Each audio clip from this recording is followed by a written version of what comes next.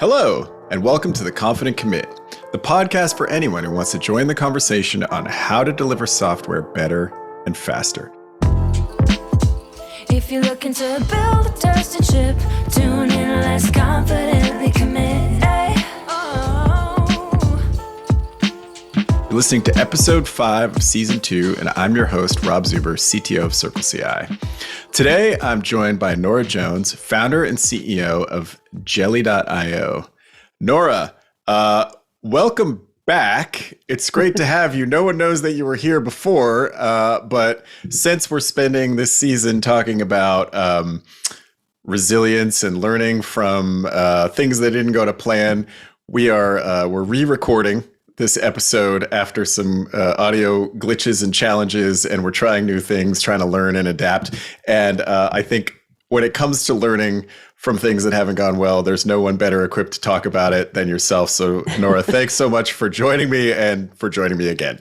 Yeah. Great to be here again. Thanks for the invite back. I feel like, the universe is conspiring, to give me some good material for this podcast. So hopefully we'll be even better the second time. I have to say, I don't think I've ever been invited back to a podcast 2 weeks later. So that was cool when I got the calendar invite.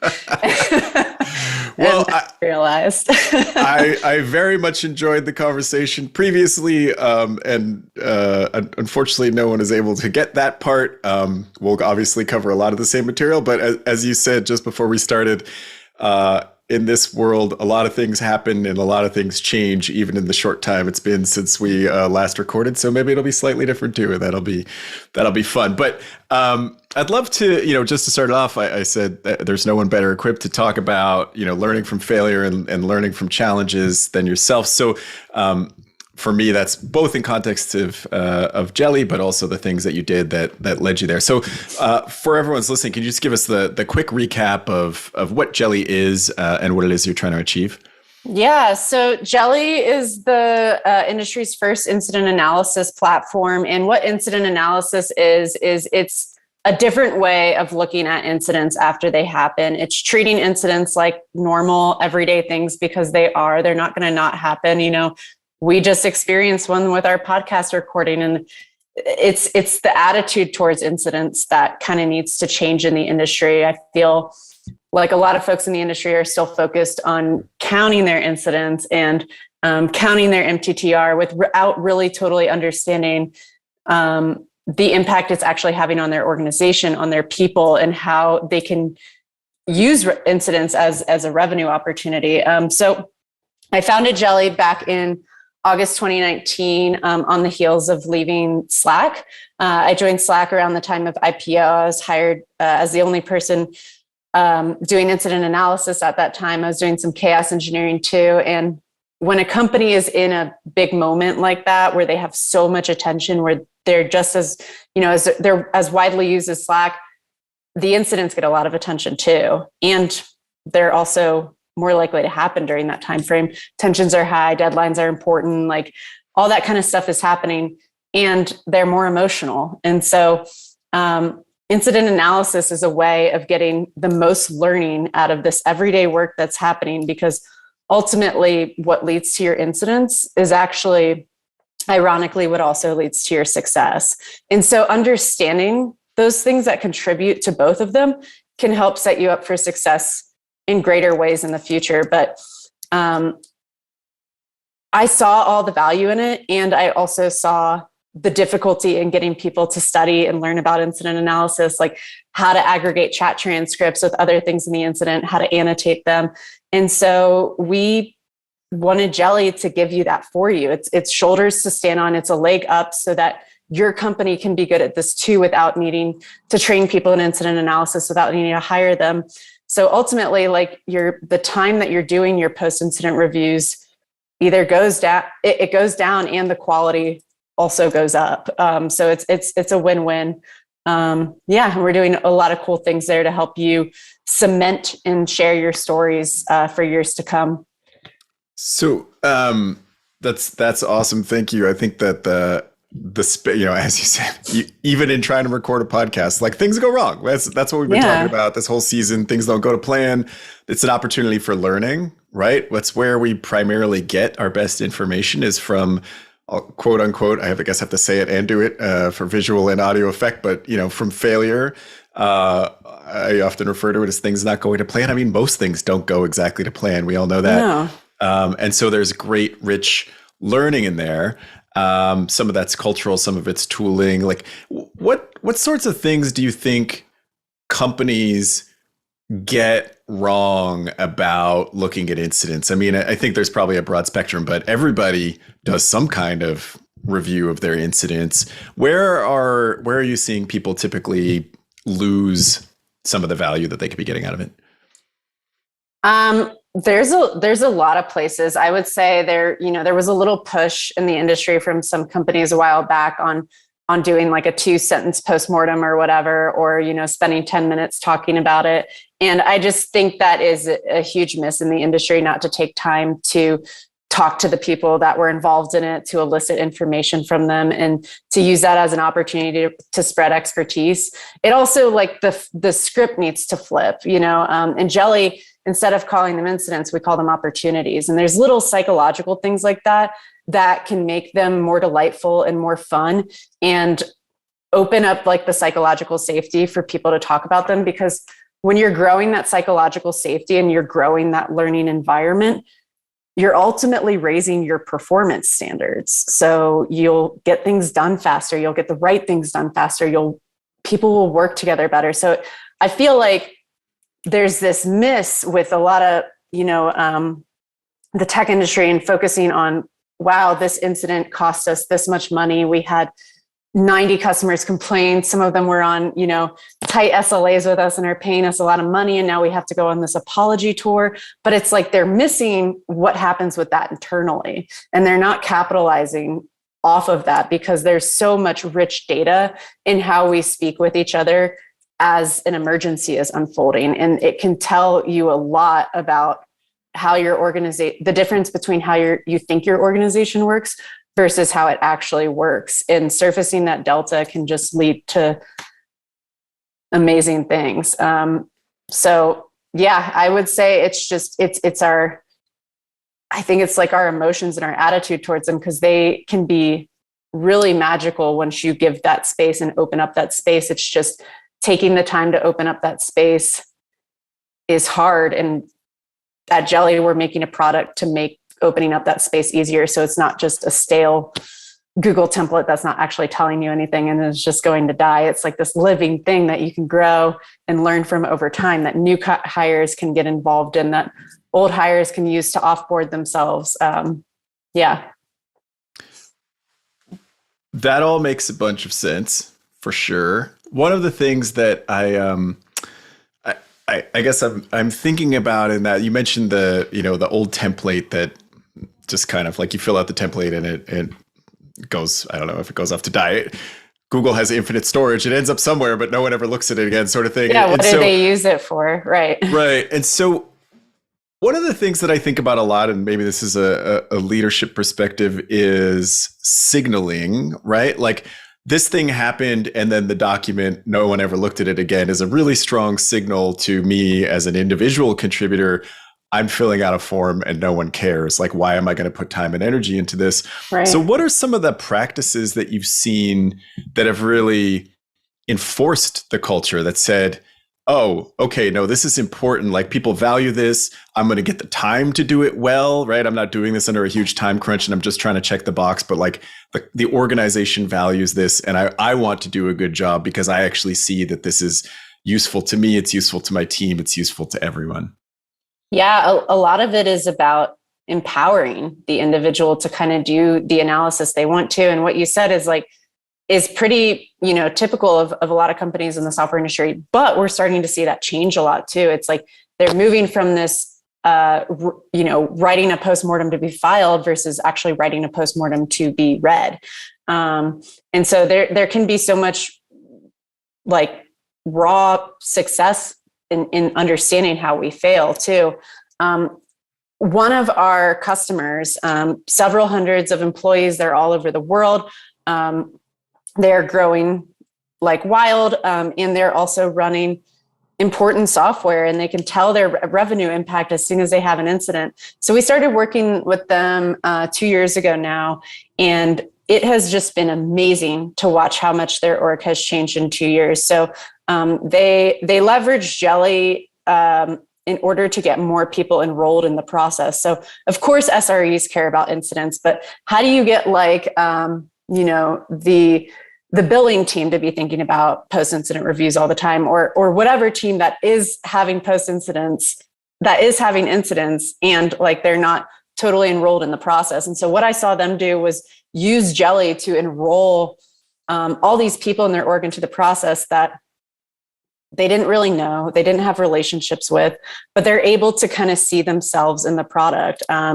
It allows, for interactivity, Google Docs allow for comments and stuff, but this allows you to interact with what each other said in an incident in a way that is like built for incidents. And then it solidifies that. And you can also use that later on in like linking previous incidents to each other. And so, I've just seen really cool things. Like they've ended up doing a lot of thematic analysis from it.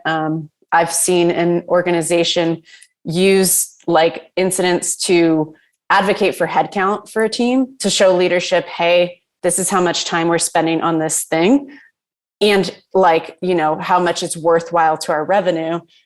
So they're able to expand a team that way. I think some of the coolest things you can do with incidents is use them to prove something that you're feeling, to make your quarterly planning go better, to make your budgeting go better, to make your hiring plans go better. You can actually see the data behind the point you're trying to prove or disprove. Mm-hmm. One of the things that you mentioned in there was, I guess, we sort of came off of the like writing it to be thrown in we'll call it the desk drawer, because that's my generation, but to be left to rot. And you mentioned writing it for the sake of that versus writing it to be read. And speaking of re-recording and having like things that have come up recently, I was in a conversation where we were discussing who the primary audience is, and one of the things that I think is particularly valuable about post-incident review is, and let's say we have a template, right? I think probably everyone has some kind of template, is that forces me to ask myself the right questions. Like I'm actually less concerned about who's going to read it after I write it, and more concerned, like to me, that's a secondary effect versus the right prompts to make sure that I've truly understood what happened versus, okay, well, it's fixed, therefore, whatever, or like, kind of the step 2 question mark, something in the middle here occurred, and then this happened, and I can't quite connect those dots. Like, I think as soon as there's a good question to frame that, I put it upon myself to make sure that I truly understand it versus kind of moving on to the next stage in the process. Does that make sense? And I guess, how do people think about this in that regard? Like, is it for the team or is it for someone else?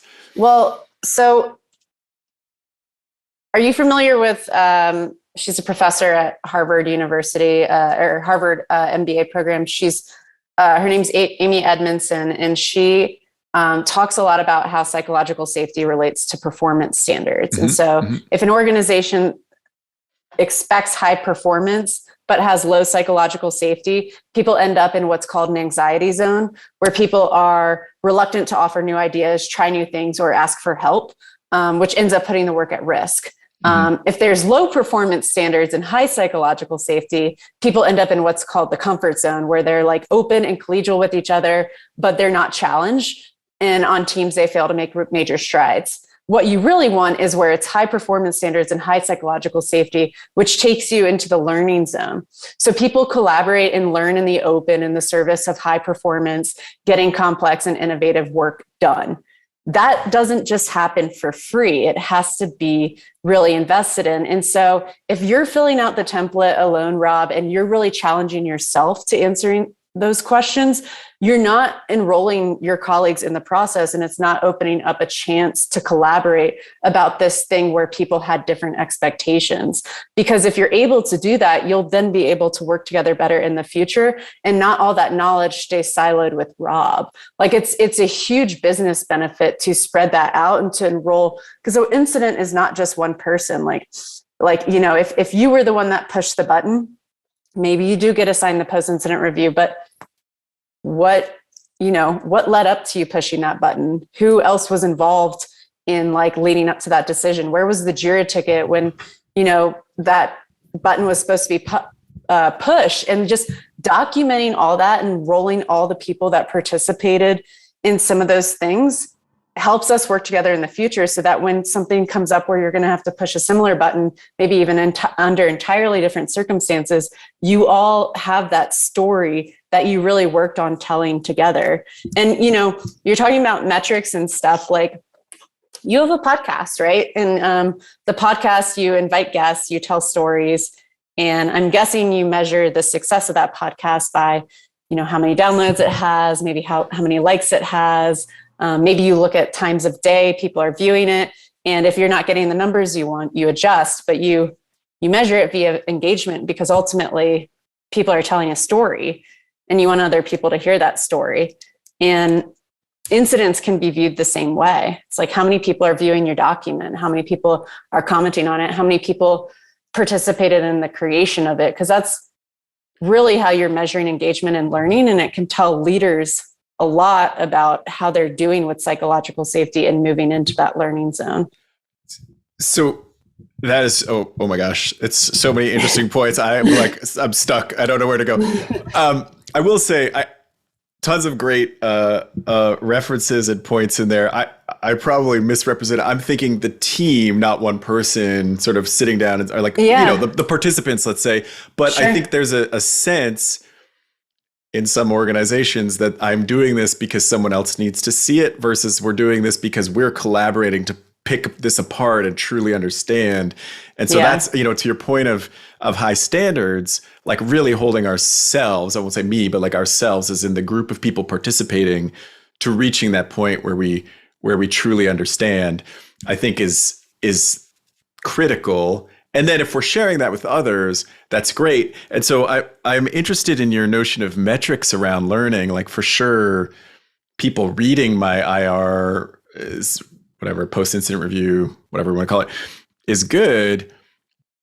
But is there anything else we can measure? Like, repeat incidents feels like the thing that's on the tip of my tongue. Like, how do we know that we didn't just learn, but we took that and we made our system better? We made our engineers better. Like, everyone is, I don't want to say avoiding this mistake, but like, because you talked about clicking buttons, more like our systems are more resilient because we learned something from this particular incident. And how do we know that that's working?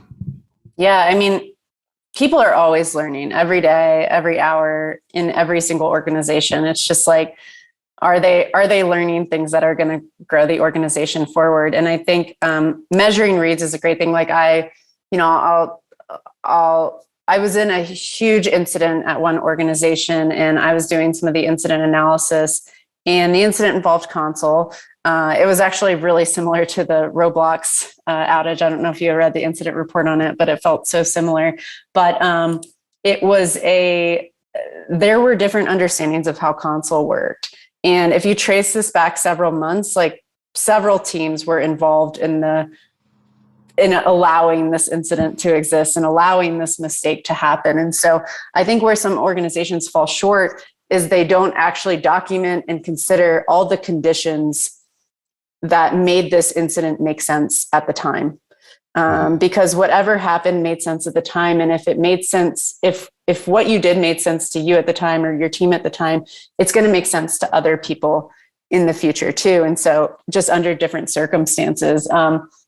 But anyway, instead of taking that report to say, here's what triggered the incident, here's what led up to the incident, we took the report instead to document all the different perspectives of console, because no one was wrong and no one was right. And so we turned it into this huge learning document on console. And it ended up starting to get used as new hire onboarding material around that team. Same with the search incident that we had done previously. And like, that's some ROI, right? Like looking at who's viewing it later, looking at where they are in the organization, getting pings saying, wow, this helped me ramp up really quickly, because you get to know the tea of how everyone's actually working together. And you can do it in a psychologically safe way. It's just bringing all that together. And so, yeah, I would measure document views. I would measure when people are viewing it. I would measure if they link it to other incidents where someone's like, because we always have those incidents where we're like, wow, this really feels like something I did 2 years ago, and you're kind of looking for it. You should be able to link that and connect them and understand like which conditions were still present in that incident 2 years later, because that helps you ultimately do better follow-up action items too. It helps you structure things differently. Yeah, that makes so much sense. So there's so much information I'm like struggling to process. All good. Here's the thing that's really on my mind now. So I'm probing at the kind of team and sort of who's the audience and whatever, but obviously, well, I don't know if it's obvious to our listeners, we have more than just a few engineers in our team. I'm not usually the person writing an incident report. But one thing that I've been reflecting on recently, in fact, probably since the last time we tried to do this, was the system view. And by system, I don't just mean we've got our technical platform system and then the system that is our organization. And as someone in a leadership role, I do think there's a very important role to play. I mean, I spend a lot of time digging into thinking about our incidents, but in abstracting up the causes, right? So yes, this piece of technology, failed us in this way, or this part of the process failed us in this way. And then it's not always comfortable, but that's fine. As a leader, thinking about, okay, what is it about our organization that put us into a position where we chose this technology not knowing that it was going to fail us in this way, or people didn't have the information they needed, or, whatever these things are, like they're a higher level again of abstraction over a collection of incidents. And I do think it's not necessarily on individuals to be able to identify that. I mean, that's what comes with having a higher perspective, but being able to like dig into those things. I mean, we talk a lot about psychological safety. It can be a little weird when I just show up and I'm like, hey, tell me a little bit more about this. Yeah. Right. And sort of it shouldn't be you, because power dynamics come into place. So we outputted a whole post-incident guide on how to get the most out of your incidents. It's free on our website. It's called the How We Got Here guide. But we do a whole section on cognitive interviews. And those shouldn't be done by someone in a position of power, but you can grant someone like in your organization, like, hey, you're spearheading this incident analysis.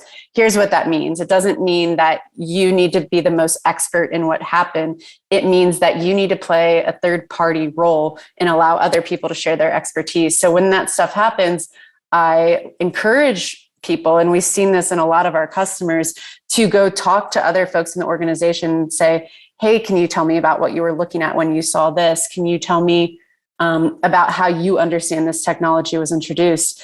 And by asking those questions, they'll probably say, actually, when I joined the org, it was already working. And I can be like, oh, well, who did you learn about it from? I learned about it from Jerry. So then I go ask Jerry, like, hey, can you tell me a little bit about the history of this? I eventually get to you. And I can document a bunch of your recollection of the history into this so that people know how it even came to be to begin with. But it involves a culture of just like talking and asking those cognitive style questions in a way where you're not showing your expertise or your power, and you're just kind of like letting people extract that from you. And it's really cool when that happens, and your perspective should be included in that document. Like here is the history of this technology at our company, as far as we know. Yeah, I guess I'm thinking about it less from the perspective of doing the data collection or even providing the data collection, and more, or sorry, not providing data collection, providing input to the data collection, and more from the perspective of just having a vantage point that's very uncommon to say, okay, I see this happening in this team. Like they've expressed this. I can take that data, put it together, and honestly take ownership for like, here's an organizational problem, right? Like most teams are not in a good position to fix an overall organizational problem. And often, to your point, of power dynamics are uncomfortable even calling it out. I'm super comfortable calling it out and saying, okay, this doesn't, like, we've set up, and usually we as a very small number of people, including myself, an organization that's not supporting us in this way, right? Or is preventing people from being effective in this way. And I could take ownership of going and working on that. Like I'm not taking ownership of fixing technical systems most of the time. No, but as you much as I wish I need, could. you need the data from people in order to do that. And they need you. It's a way, I think of incident analysis, honestly, as a way to bridge the individual contributors in the leadership, because you both have your own sharpens that you're operating under, and you both have your own expertise you're operating under. And a lot of those expertises are happening in a vacuum without like aggregating that data together. And like, no, they probably shouldn't be the one to call out that organizational problem, but the data that they collect individually helps you call out that organizational problem in a way that enrolls them in the process and lets them feel heard and lets, you all kind of learning together. And so you might be talking about the history of a technology in an individual incident and still be enrolled in that. And it, after a few times of talking about this history, you'll probably note that you have some thematic analysis and you can show people some of that themes and how you came to that conclusion. And then it enrolls them in the process a little bit more too, because they're bought in, they're helping you make those decisions. And I think it actually like leads to more tightly knit orgs that are working together a little bit better. Absolutely. I think that's such a great point in terms of the shift in how the org functions. And one of the things that, you call them opportunities, we still call them incidents. Our customers call them incidents. So we'll stick with that for now.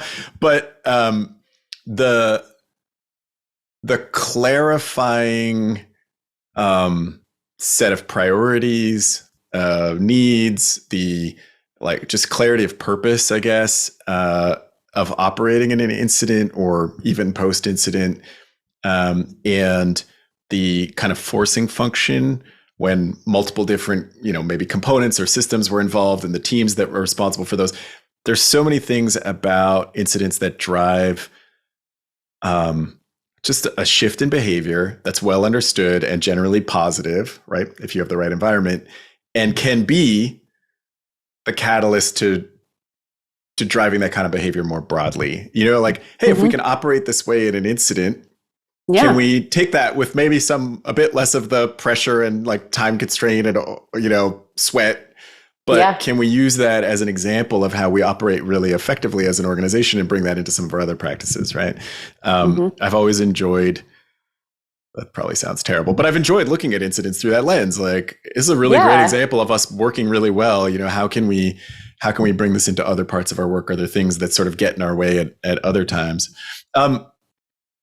Awesome. Well, I want to use that moment and that description of great learning to transition to our favorite segment. I mean, you've alluded to some things already, but the red build rewind. So can you tell me about a time that felt catastrophic in the moment, but ultimately, led to some great learning and ideally something that you've been able to carry with you and use again? Yeah. And I'll touch on the opportunity versus incident thing real quick. Every org is different. There's subtle shifts you can make that don't cost you a lot that really have reverberant impacts. And so you can do things.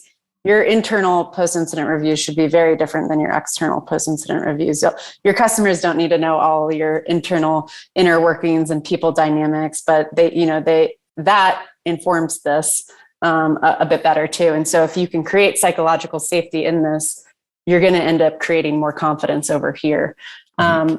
I think one of my favorite ones was that console one I brought up, just being used in new hire opportunities, even though it brought down the application for 72 hours. It led to a lot of revenue loss for that particular company. And it was learned from. It was used to hire more folks. It was used to hire folks in different time zones. It was used to point to that and also document the history of that so that when people come in later and are wondering why things are the way they are, they can easily kind of trace that dotted line back and connect all these things together in a way that Google Drive doesn't quite do that. I'm trying to think of another favorite story right now. I mean, let's see. We internally at Jeli have our own incidents too. And we had an incident at the end of the year, right before everyone was about to go on vacation, on their winter vacation. And we had a project that we had been working on for a while that we wanted to get released. And so the thought was, well, if we wait until we come back to release it, there's probably going to be all sorts of issues. We're not going to remember what we did with it. If we release it now, maybe people won't be on call, but like the memory will be intact. And so, we'll just be able to move on to other projects. So we ended up deciding to release it then. And there were conflicting opinions when we were deciding to release it that involved 3 different teams and 3 different perspectives. And, we ended up having an incident, and it was kind of like I knew this was going to happen from the one team, and we were all able to talk about each other's perspectives and why we were advocating for the positions we were advocating for and how the thing unfolded and why it ended up making sense at the time. And we were able to do it in a really, really productive way. And so I wouldn't say it seemed catastrophic, but it changed how 3 different teams work together in the future. And I've already seen those changes kind of take effect just from being able to have that conversation and share all those different perspectives beyond just engineering. So that one was really cool. Is there a particular change that is shareable that, is exciting as a result of that? Yeah. We ended up documenting a lot of this for ourselves, and we wanted to kind of share our story with others, like the 3 folks that were really impacted by this and the 3 different perspectives they came from. So that will probably come out in more detail soon, but it changed our release process. It changed who we rope into the process. It changed, the directly responsible individual for the process. It changed how we think about our on-call schedules and who we're putting on call and at which particular times. And I think it's allowed us to release in a better way because we're taking in all the context in a way that's actually helping us get work done faster.